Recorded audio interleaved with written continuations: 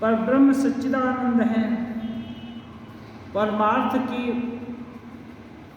मूल हैं, उनके लिए तो वनगमन क्या राज्य सब एक समान है। इसलिए राम जी के विषय में दुख नहीं करना चाहिए।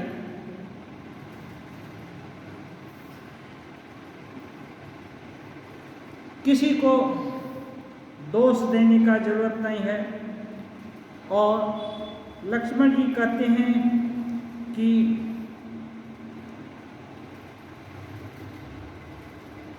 विवेक तो यही है कि सब कुछ छोड़कर राम जी के चरण कमल में अनुराग हो जाए।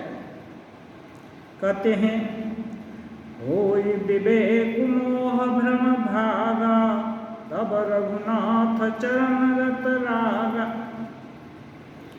सखा परमारथ येहू, मन क्रम बचन राम पद नेहू। होय विवेक मोह भ्रम भागा, तब रघुनाथ चरण अनुरागा।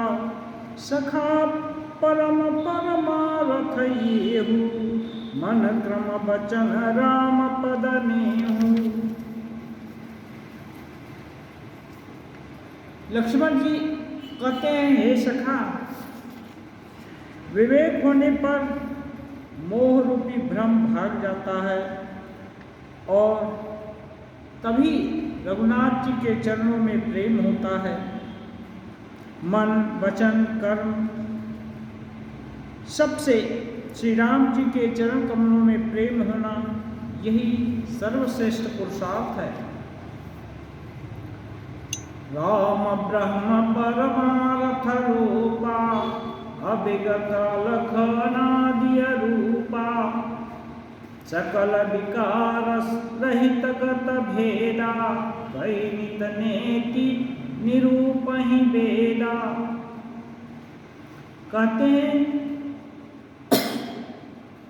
राम पर ब्रह्म है, सभी परमार्थों की मूल है।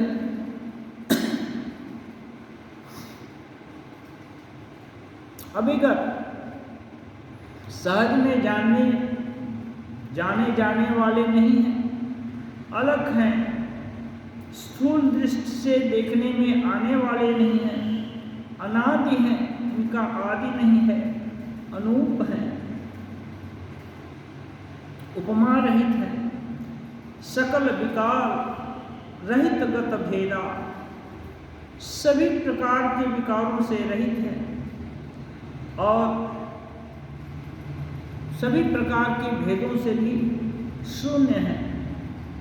कई नित नेति निरूपहि वेदा। कहाँ तक कहा जाए वेद नेति नेति कह करके या नहीं कह करके इनके परम स्वरूप की वर्णना करते हैं।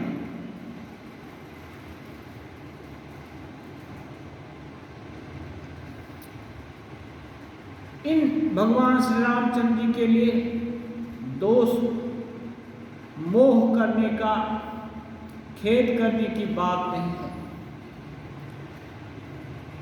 भगत भूरि भू सुर सुरभि, सुरहित लाग कृपाल।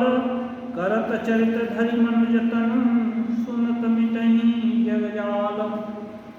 क्योंकि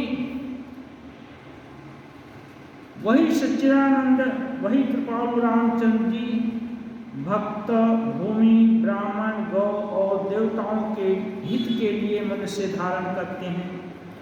कब कौन सी लीला करते हैं इसको कोई ठीक नहीं जान पाता, इसलिए इनके लिए शोक की बात नहीं है।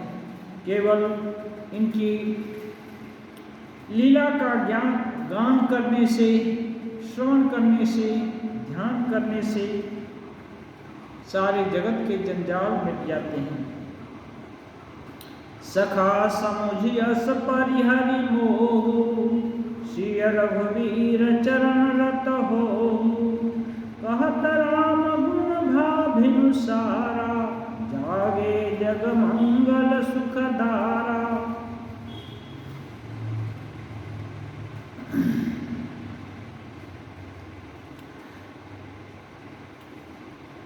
लक्ष्मण जी कहते हैं, हे सखा,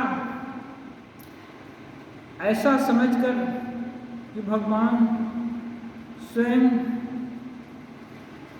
गो ब्राह्मण देव भूमि सबके हित के लिए ही कोई कार्य करते हैं, इसलिए उनके लिए सोच की जरूरत नहीं है, जरूरत है उनके चरण कमलों में प्रेम की। इस प्रकार राम जी के गुणानुवादों का वर्णन करते करते भोर हो गया और सारे जगत का मंगल करने वाले श्री राम जी नींद से उठ गए। सकल शौच करि राम नहावा, सुचि सुजान बट क्षीर मंगावा। सुबह सुबह शौचादि कृत्य करके सभी लोग तैयार हुए। उसके बाद राम जी ने लक्ष्मण जी से बट का दूध मंगाया, दोना में भर करके लक्ष्मण जी लाए। अनुज सहित सिर जटा बनाए, देखि सुमंत्र नयन जल छाए। बट आने से उसको अपने बालों में लगाकर और कुछ सन आदि लगाकर जटा बना लिए। एक मुनियों के जैसा लट बना लिए। इसको देखकर सुमंत्र जी के नेत्रों में आंसू आ गए। कहाँ एक राज्य का प्रतिपालक और कहाँ अभी मुनिवेश धारण कर रहे हैं।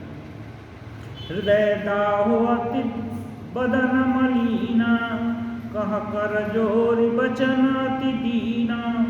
नाथ कहे वस कौशल नाथ, लय रथ जाहु राम के साथा। सुमंत्र जी जब राम जी जटाजूट बना लिए, उसके बाद विनती करके उदास मन से हाथ जोड़कर कहते हैं, नाथ, कौशल नरेश ने मुझको एक आज्ञा दी। कहा कि रथ ले जाकर साथ में जाओ, बन दिखाई सुर सरियन हवाई, आने हूँ फेरी बेगी दो भाई। वन में ले जाओ, जंगल को दिखाकर गंगा जी का स्नान कराकर दोनों भाइयों को लेकर लौट आना। लखन राम सिया ने हूँ फेरी, संशय सकल सकोच विबेरी। सबको जंगल दिखाकर गंगा जी का स्नान कराकर के संशय और संकोच को छोड़ करके राम लक्ष्मण और सीता जी को वापस ले आना। नृपस कहु गुसाई, जस कहिय करो बलि सोई। करि बिनती पाय न परेउ, दीन बाल जिमिरोई। सुमंत्र जी राजा का आदेश कहकर सुनाए और उसके ऊपर बोले कि मैं तो अपनी तरफ से राजा का खबर सुनाया, लेकिन अब आपका जो आदेश होगा वही मैं करूँगा। ऐसा कहकर राम जी के चरण में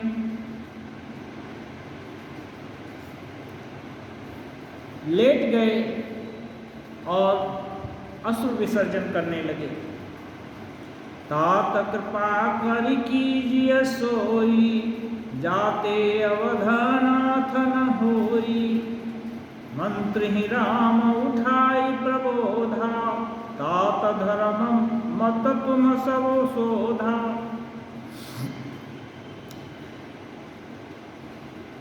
सुमंत्र जी कहते हैं, हे तात, प्रेम से बच्चे को भी तात बोलते हैं, हे तात, अब यही कीजिए जिससे अवध अनाथ न हो।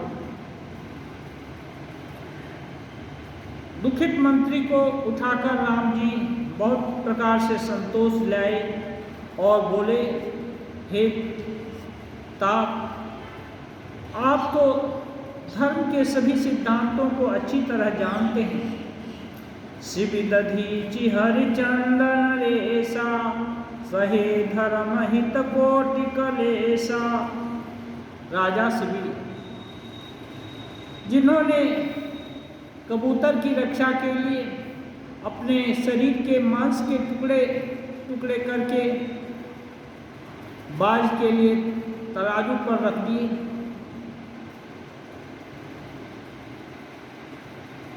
दया का पराकाष्ठा दिखाए। दधीची, जिन्होंने देवताओं के हित के लिए जीते जी अपनी हड्डियां दान कर दी। राजा हरिश्चंद्र सत्य की रक्षा के लिए डोम के घर बिक गए, यहाँ तक कि अपनी पत्नी से भी टैक्स के रूप में उसका अंग वस्त्र का टुकड़ा मांगे। रंति देव बलि भूप सुजाना, धर्म धरे सही संकट नाना। रंति देव, राजा रंति देव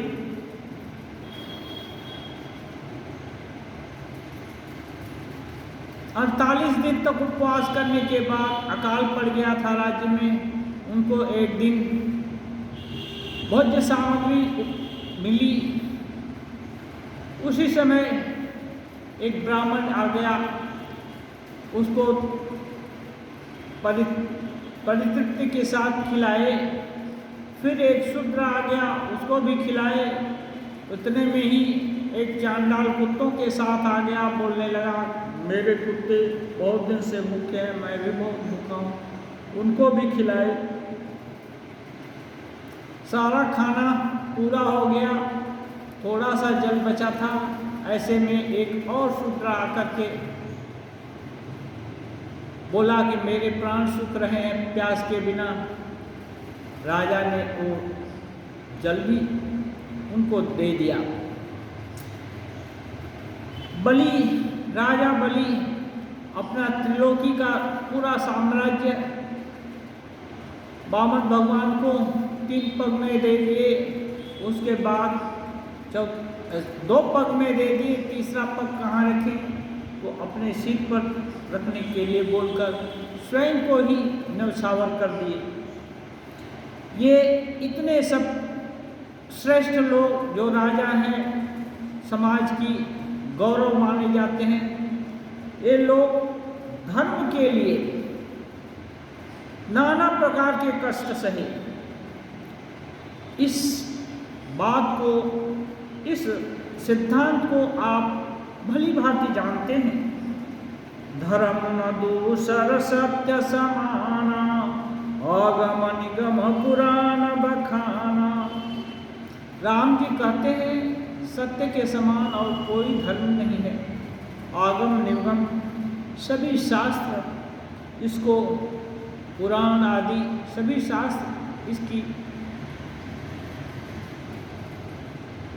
इस सत्य को बताते हैं कि सत्य को छोड़कर और कोई बड़ा धर्म नहीं है। मैं सोई धर्म सुलभ करि पावा, तजेति हूँ बुरा पजसु छावा। हे तात, मैं अयाचित रूप से उस धर्म को पाया जिससे पिताजी के सत्य की रक्षा करने के लिए बेटा पिता के ही अंश से जन्मा है। मैंने उनके वचन की रक्षा के लिए सुयोग पाया। अब यदि इसकी रक्षा न करूं तो तीनों लोकों में अपयश होगा। संभावित कहूँ अपजस लाहू, मरण कोटि समदारुण दाहू।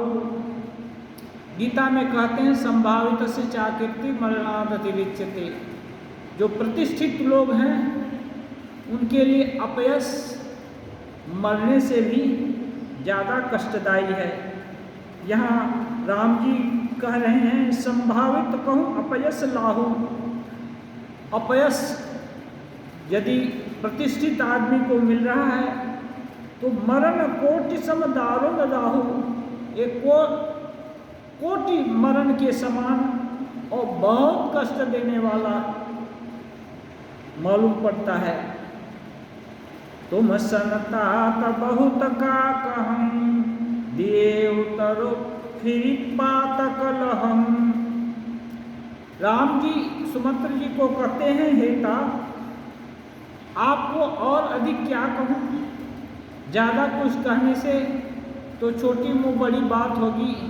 मैं उम्र में हर तरह से आपसे लघु हूँ, आपको मैं और क्या बताऊँ। मैं आपको उपदेश देकर पाप का भागी नहीं बनना चाहता।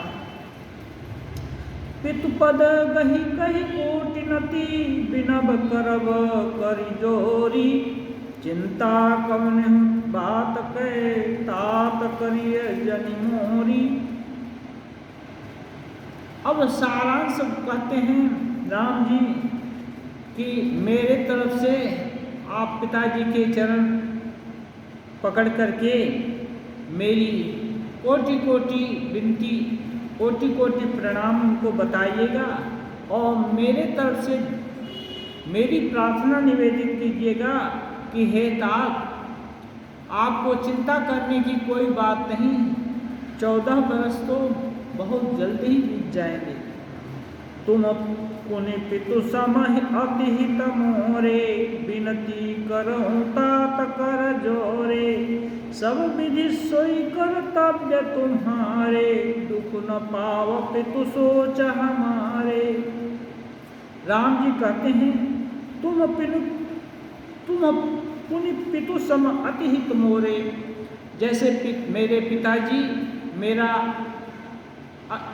हर तरह से कल्याण करना चाहते हैं, ऐसे ही पिता के समान आप भी मेरे हितैषी हैं। विनती करूं तात कर जोरे, हे तात, इसलिए मैं हाथ जोड़कर आपसे भी विनती करती हूँ। क्या सब विधि सोई कर्तव्य तुम्हारे, सभी तरह मेरे तरफ से और राज्य के तरफ से भी आपका यही कर्तव्य है। दुख न पाओ पितु सोच हमारे, आप यही उपाय कीजिए जिससे मेरे पिताजी मेरे लिए सोच सोचकर दुखी न होने। सुनि रघुनाथ सजीव संवादु, भयो सपरिजन विकल निषादु। अब सुमंत्र जी का राम जी का जो संवाद हो रहा है, निषाद राज भी, राम जी के दोस्त भी वहीं पर खड़े हैं। अब और केवल निषाद राज खड़े नहीं हैं, उनके बहुत सारे परिजन वगैरह भी सब हैं। सबने सुना कि मंत्री विनती कर रहे हैं लौटने के लिए और राजकुमार धर्म की रक्षा के लिए बन जाने को तत्पर हैं। यह सोच करके सभी लोग दुखी हो गए। पुनि कछु लखन कही कटुबानी, प्रभु बरजे बड़ा अनुचित जानी। फिर लक्ष्मण जी थोड़ा उत्तेजित होकर सुमंत्र जी को कुछ कड़वी बात पिताजी को सुनाने के लिए ऐसी बोल दिए, या इसलिए राम जी लक्ष्मण जी को भी डांटे और सुमंत्र जी से प्रार्थना की यह कभी मत बोलिएगा पिताजी को। सकुचि राम निज शपथ देवाई, सकल लखन संदेश कहिय जानी जाई। कह सुमंत्र पुनि भूप संदेशु, सही न सकिहि सिय विपिन कलेशु।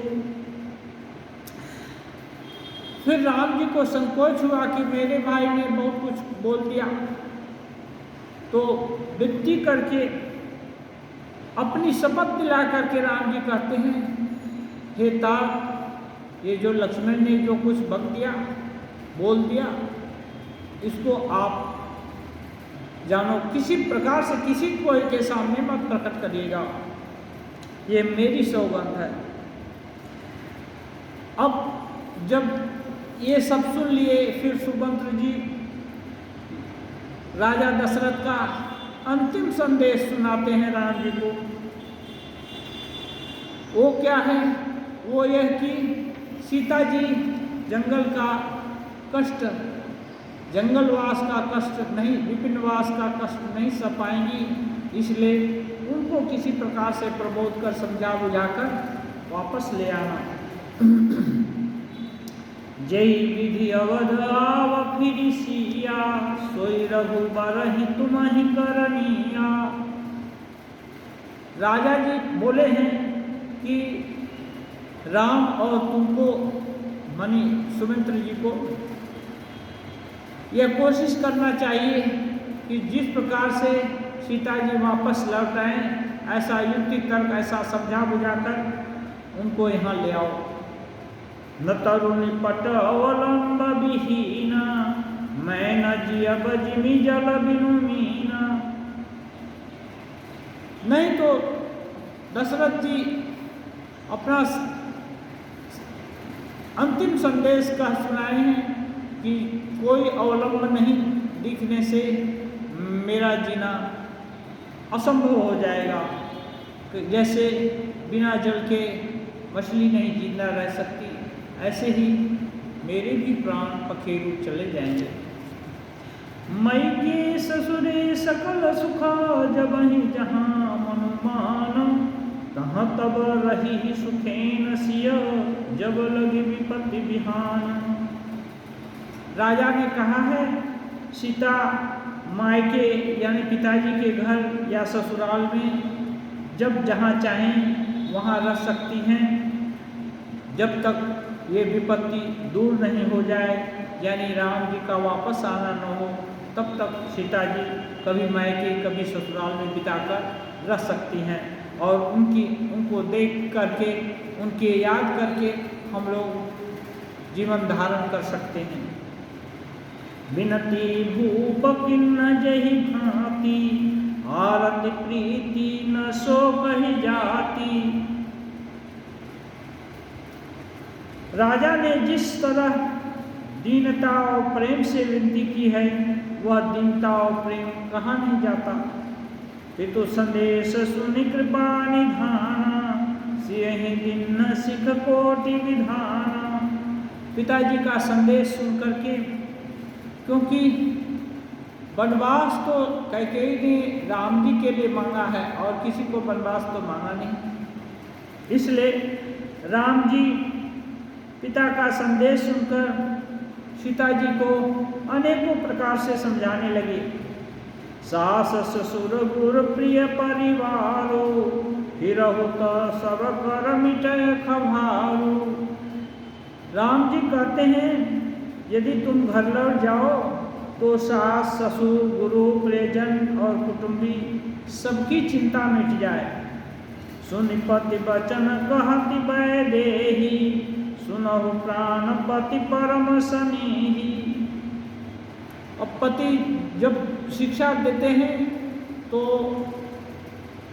सीता जी बोल उठी, हे प्राणपति, आप मेरे परम स्नेही हैं, आप सुनिए।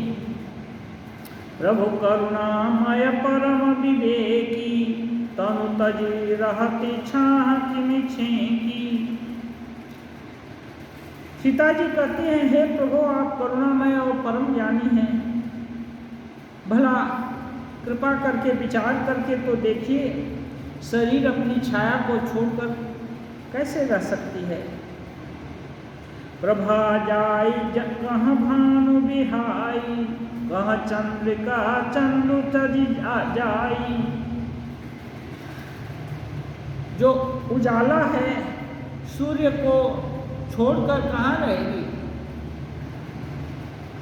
चांदनी है, चंद्रमा को छोड़कर कहाँ चली जाएगी। ऐसे ही पति ही प्रेम मय विनय सुनाई, कहते सचिव सन गिरा सुहाई।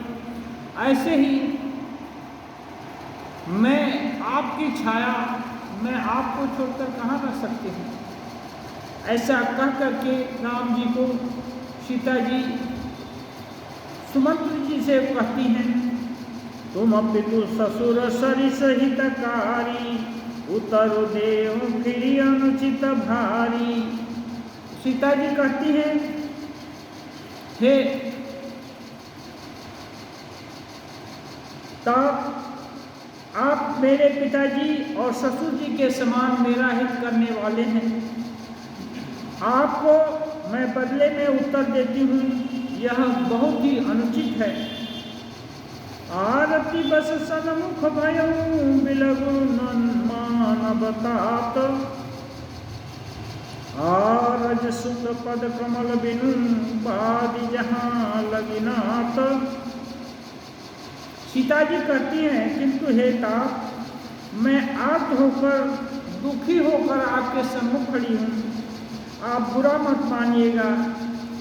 आर्यपुत्र यानी स्वामी के चरण कमल के बिना जहाँ तक जो भी नाते रिश्ते हैं सब मेरे लिए व्यर्थ हैं, क्योंकि पति के कारण ही मेरे सास हैं, ससुर हैं और जितने भी नाते रिश्ते समाज में हैं वे हैं। पितु वैभव विलासमय गीठा, नृपमणि मुकुट मिलित पद पीठा, सुख निधान पितु गृह मोरे, य विहीन मन भावन भोरे। सीता जी कहती हैं, जितने मेरे नाते रिश्ते ससुराल के हैं वो तो मेरे पति के ही अधीन है, पति नहीं तो और किससे कौन सा रिश्ता। लेकिन मैंने मेरे पिताजी के ऐश्वर्य की क्षता भी देखी है, जिनके चरण चौकी के सामने हजारों राजा लोग प्रणाम करते हैं, मस्तक झुकाते हैं। ऐसे पिताजी के घर को भी देखा है जो सुखों का भंडार है, फिर भी मेरी कल्पना में वहाँ भी मुझको अच्छा नहीं लगता पति के बिना। ससुर चक्रवई कौशल राव, भुवन चारि दस प्रगट प्रभाव, आगे होई जेहि सुरपति लेई, अरध सिंहासन आसन देई। सीता जी कहते हैं, मेरे ससुर कौशल राज चक्रवर्ती सम्राट हैं, जिनका प्रभाव 14 लोकों में प्रकट है।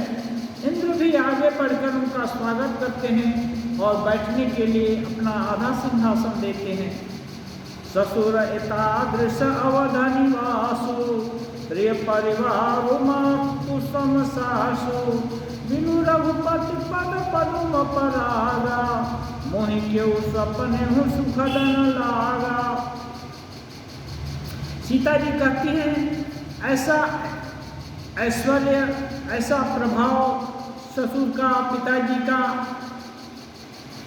अयोध्या का निवास, प्रिय कुटुंबी माताएं, ये सब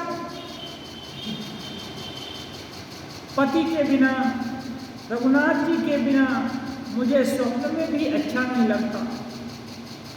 अगम पंथ बन भूमि पहारा, करके हरिसर सरिता पारा, कोल किरात कुरंग विहंगा, महिषम सुखद प्राणपति संगा। सीता जी कहती हैं, दुर्गम रास्ते, जंगली कटीली धरती, पहाड़, हाथी, सिंह, अथाह तालाब और नदियाँ, कोल, भीड़, हिरण, पक्षी, पशु, ये सब प्राणपति रघुनाथ जी के साथ रहते, ये सब मुझको सुख देने वाले होंगे, मुझको अच्छे लगेंगे, इनसे मुझको कोई कष्ट नहीं होगा। सासु ससुर संग मोरी हुंदी, विनय करबी परिपाय, मोर सोच जन करिय कछु मैं बन सुखी सुभाय। इसलिए आप मेरे सास और ससुर सबको मेरी ओर से पैर पकड़ करके मेरी विनती कीजिएगा कि मैं सभी तरह से वन में सुख अनुभव करूंगी, सुखी रहूंगी। आप लोग मेरे लिए चिंता न करें। प्राणनाथ प्रिय देवर साथा वीर धुरीन धरे धनुधाथा। कहते हैं जहाँ मेरे प्राणनाथ और देवर एक धनुष बाण हाथ में लेकर रहेंगे, नहीं मगु श्रम भ्रम दुख मन मोरे, मोही लगी सोच करिय जनि भोरे। जिन लोगों के हृदय में मुझे किस बात का भय और पथ में चलने का श्रम और दुख जो कुछ भी होगा वो मेरे मन में नहीं लगेगा। इसलिए आप लोग मेरी चिंता न करें। सुनि सुमंत्र सिय शीतल बानी, भयो विकल जनु फानी मणि हानि।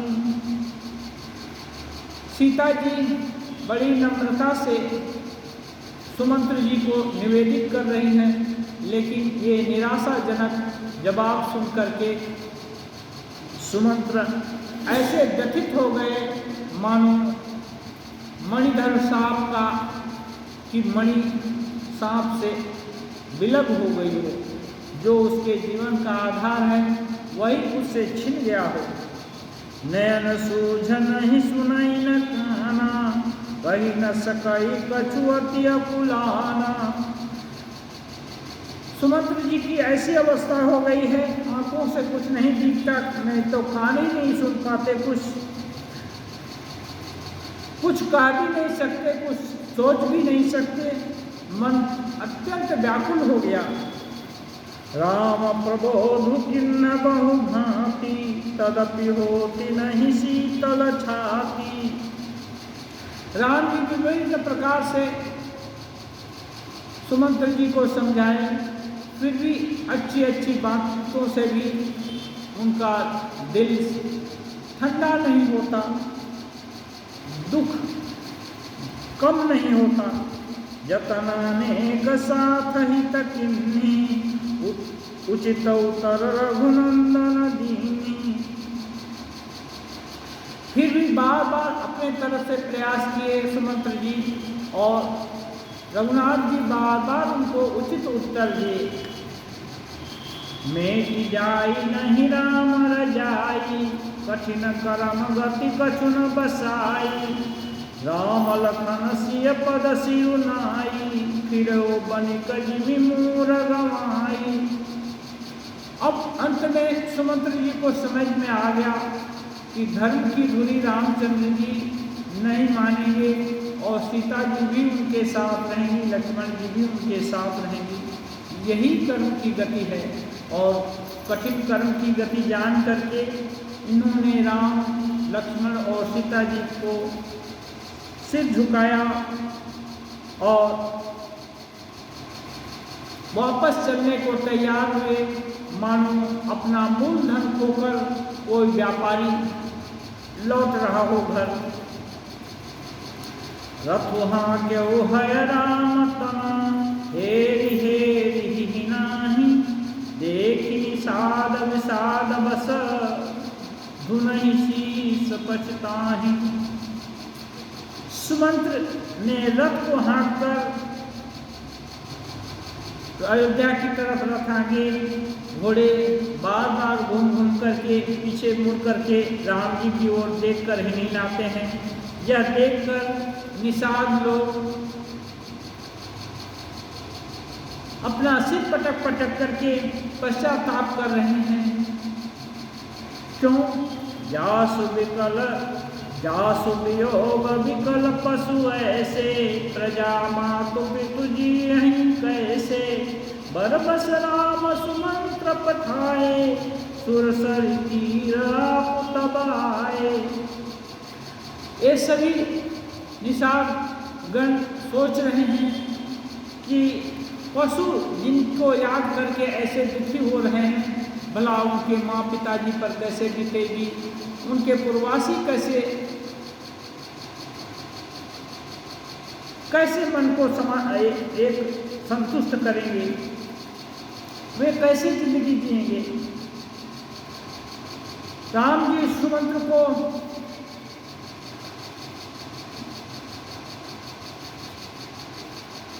एक तरह से जोड़ करके समझा बुझा करके वापस भेजे और तब स्वयं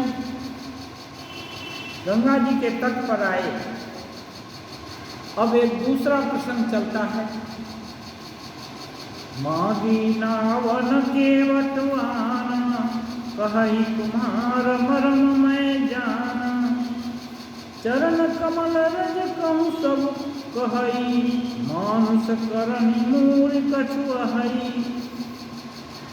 तब राम जी गंगा जी के तट पर आकर केवट से बोलते हैं, भाई नौका लाओ। केवट सोचता है कि इनको नौका पर चढ़ा देंगे तो तुरंत चले जाएंगे, इसलिए वो राम जी का साथ को छोड़ना नहीं चाहता। पुराना दोस्त है और राम जी तो प्राणों के पति हैं, प्यारे हैं। फिर ये उक्ति लगाता है, उपाय सोचता है, बोलता है कि नहीं, मैं नौका नहीं ले आऊँगा। क्यों नहीं लाओगे भाई? अब तो थोड़ा उपकार करो, मैं वनवासी फिरा और तुम इस क्षेत्र के राजा, फिर क्यों नहीं थोड़ा उपकार नहीं कर सकते क्या? वो बोलता है नहीं, उपकार करने में डर नहीं है, डर है मैं आपका मर्म जानता हूँ।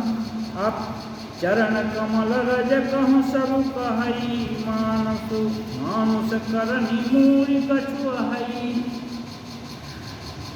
वो आपके चरण कमल में कुछ के रज में कुछ ऐसा प्रताप है जो कि पत्थर को छू देने से या किसी सख्त चीज को छू दे तो वो औरत हो जाती है, और जो पत्थर को औरत बना दे सकता है, मेरी नौका को उससे नरम लकड़ी की है। छुअत शिला भई नारी सुहाई, पाहन तेन काठ कठिनाई। आपके चरण रज के छूने से पत्थर भी नारी बन गई और मेरी नौका तो पत्थर से नरम है। तरन मुनि घरनी हो जाई, बाट परई मोरी नाव उड़ाई। मेरी नाव भी मुनि की स्त्री बन गई तो मेरी तो व्यापार ही बंद हो जाएगा, मेरे रोजी ही बंद हो जाएगी, मेरे बच्चे बाल बच्चे क्या खाएंगे। ये प्रतिपालूं सब परिवारो, नहीं जानो कछुआ कबारो। इसी नौका से मैं पूरे परिवार का भरण पोषण करता हूँ और कुछ तो उपाय नहीं जानता हूँ। जो प्रभु पार अवसिगा चाहो, मोई पद पदुम पखार न कहूँ। अब उसके मन की लालसा है कि ऐसे चरण जो कि पत्थर को भी ताल देते हैं, तो ऐसे चरण रज यदि मेरे घर परिवार कुटुंब सब संबंधी सबको मिल जाए तो सभी तर जाएंगे। इसलिए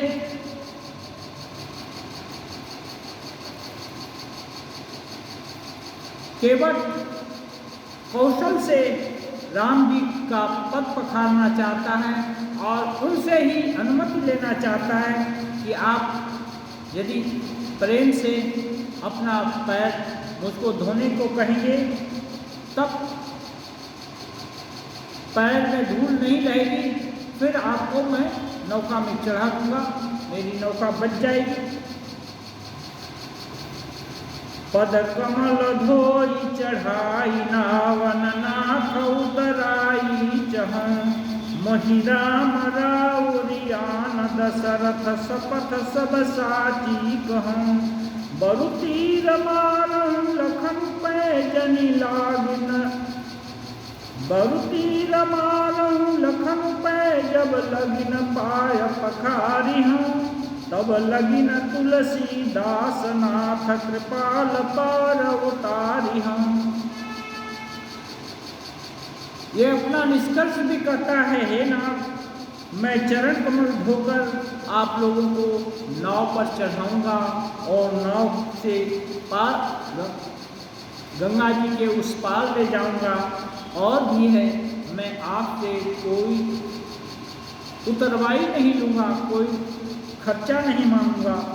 हे राम जी, मैं दशरथ जी की सौगंध खाकर कहता हूँ, क्योंकि दशरथ जी मेरे मित्र हैं। हाँ, मैं उनका सौगंध खाकर कहता हूँ कि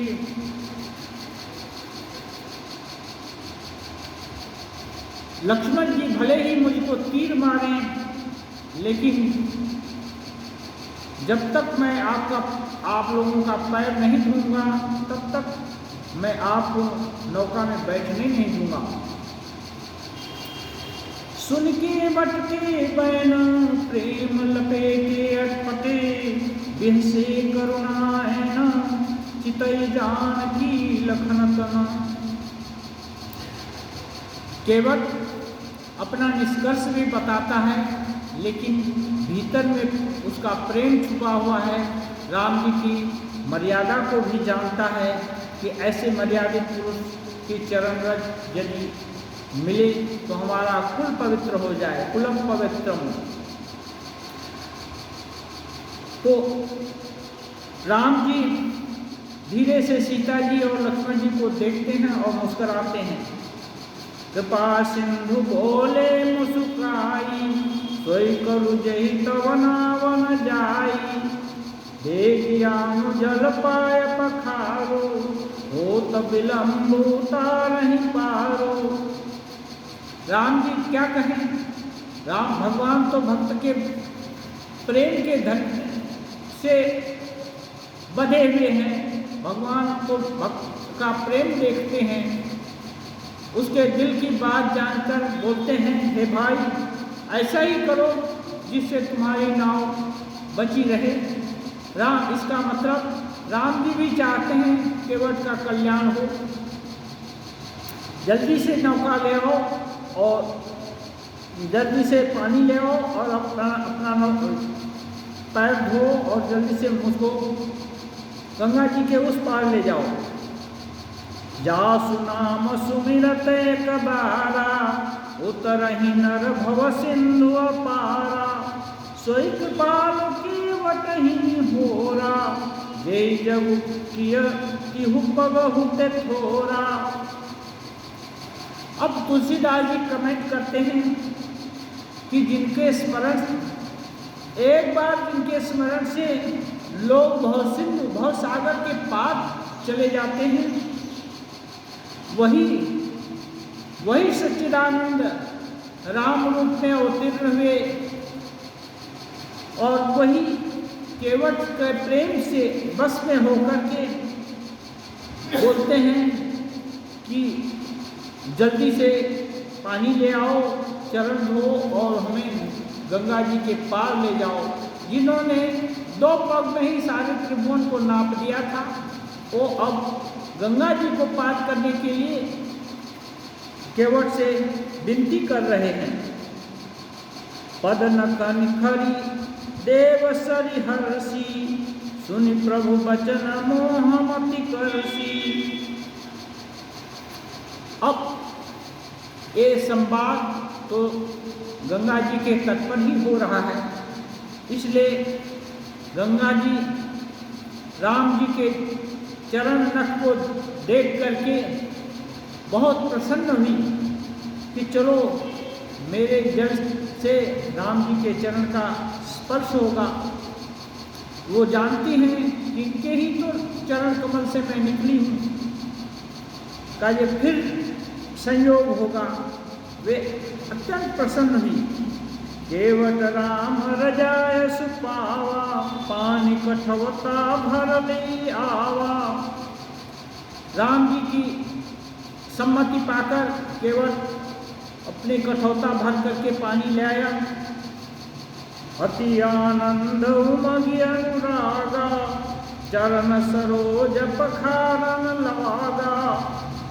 बरसि सुमन सुर सकल सिहाही, यही सम पुण्य पुंज को नाही। अब केवट अग्नि प्रेम से आनंद के साथ राम जी के चरण धोने लगा।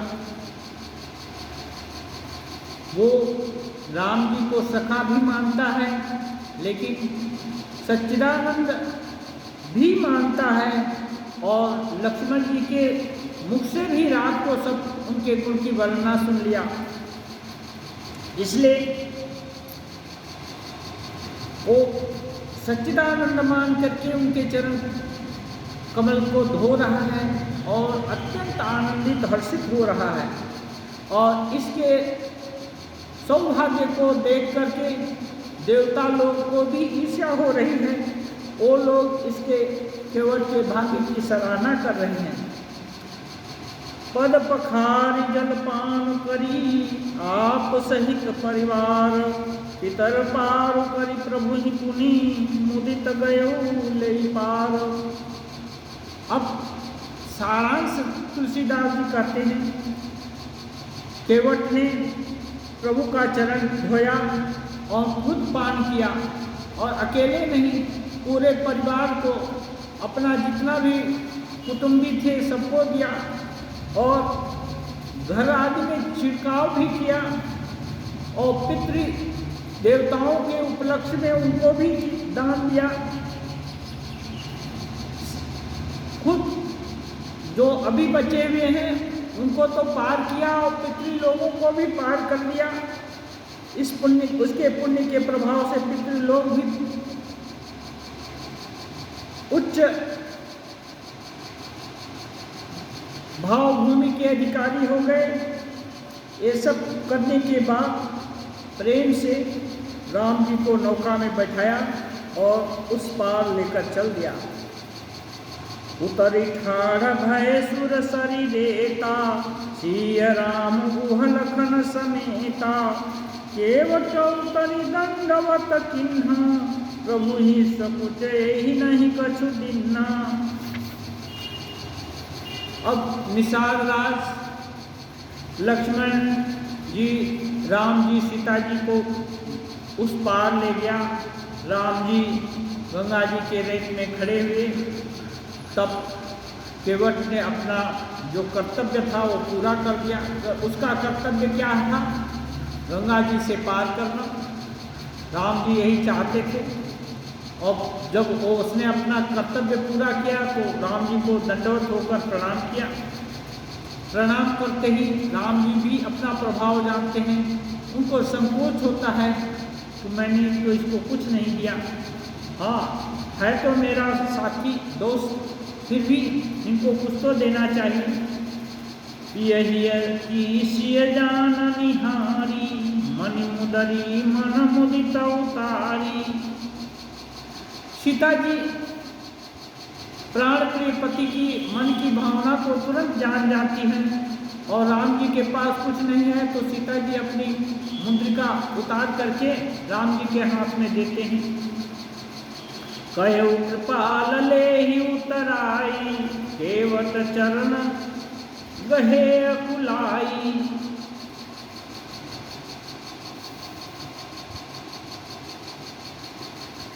राम जी को सीता जी जब मुद्रिका दी, अंगूठी दिया, तो राम जी प्रेम से केवट को भेंट करते हैं। लो भाई, तुमने हमारा बहुत उपकार किया, हम सबको पार किया, कम से कम इतना तो रखो। ये सुनते ही केवट बहुत व्याकुल हो गया और फिर प्रणाम करके बोला, नाथ आज मैं काह न पावा, मिटे दोष दुख दारिद्र दाया, बहुत काल में किन्हीं मजूरी, आज दिन विधि बली भली भूरी। केवल श्री रामचंद्र जी का प्रभाव जानता है कि वो केवल राजकुमार नहीं है, सच्चिदानंद है। उसने कहा है ना, आज मैंने क्या नहीं पाया, इतने दिन तक तो मैंने मजदूरी ही की, मजदूरी पर ही किसी को आर पार किया, यही मेरा पेशा है। लेकिन आज तो मैं क्या नहीं पाया, आज मेरे सारे दोष दुख और मेरी दरिद्रता आज दूर हो गई। आज तो मैं सच्चिदानंद भगवान को पा गया, उनके चरण को मलरज का पान किया, और मुझको क्या चाहिए। वो बोलता है, विधाता ने आज बहुत अच्छी भरपूर मजदूरी दे दी और आपसे और कुछ नहीं चाहिए। अब कहु नाथ न चाहिए मोरे, और निषाद राज्य कम नहीं है, राजा तो राजा ही होता है, बुद्धिमान भी होता है, चाहे किसी कौम का हो। तो बोलता है, हे नाथ अब हमें कुछ नहीं चाहिए आपसे, दीन दयाल अनुग्रह तोरे, हे दीन दयाल आपके अनुग्रह से फिरती बार मोहि जो देवा, सो प्रसाद मैं सिर धर लेबा। अब वचनबद्धता भी करा ले रहा है कि जब लौटेंगे तो फिर आइएगा, उस समय जो देंगे मैं प्रेम से लूँगा। अब ये ठीक करा ले रहा है कि आपको फिर आना है और उस समय भी मेरी सेवा ग्रहण करनी है, और उस समय आप जो देंगे मैं सहर्ष लूँगा। बहुत किन्न प्रभु लखन सियां, नहीं कछु केवट लेई, विदा किन्न करुणायतन, भगति विमल बरुदेई। राम जी, सीता जी, लक्ष्मण जी बहुत विनती किए कि ले लो कुछ, लेकिन केवट ने कुछ भी नहीं लिया। तब जो कुछ प्रत्याशा नहीं करता भगवान से, भगवान उसको अपनी भक्ति देते हैं। राम जी ने अपनी निर्मल भक्ति देकर केवट को विदा किया। तब मज्जन करि रघुकुल नाथा, पूज पार्थिव नायो माथा, सिय सुर सरी कहो कर जोरी, मातु मनोरथ पुरौ विमोरी। तब राम जी गंगा जी में स्नान किए और देवता लोगों को, शिव जी को प्रणाम किए।